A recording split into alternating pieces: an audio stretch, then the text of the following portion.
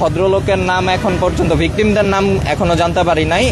এবং গাড়ির যিনি মালিক আছেন উনিও নোয়াখালীর। তো দেখা গেছে যে ওনারা আসছে, গাড়িটা ঢুকাইছে, এরপরেই হচ্ছে 11টার দিকে এরকম দুর্গন্ধ বের হওয়ার কারণে সিকিউরিটি গার্ড সার্চে গেল, যেহেতু হাসপাতাল বর্জ্যের একটা ঝামেলা হইতেই পারে।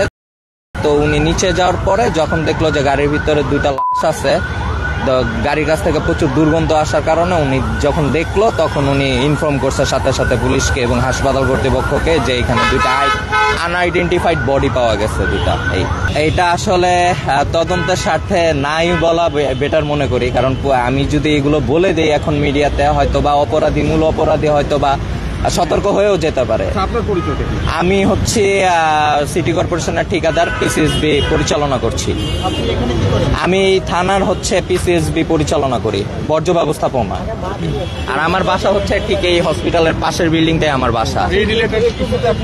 এই রিলেটেড বলতে কি, আমার স্টাফ ফোন দিছে যে স্যার আপনার সাইডে 2জন আনআইডেন্টিফাইড বডি পাওয়া গেছে, আপনি একটু আসেন। যেহেতু আমি বর্জ্যের সাথে জড়িত আছি, স্বাভাবিকভাবে হয়তো বা দেখা যাইতে পারে কোনো প্রয়োজন হইতে পারে পুলিশের, তো সেই ক্ষেত্রে আমি হেল্পের জন্য আসছি যে কি করা যায়। 2জনের মধ্যে একজন চালক? একজন চালক। আচ্ছা, আপনি যখন গাড়িটা দেখলেন আসলে কি গাড়ি ছিল, গাড়ির ভেতরে তাদের পরিস্থিতি কেমন?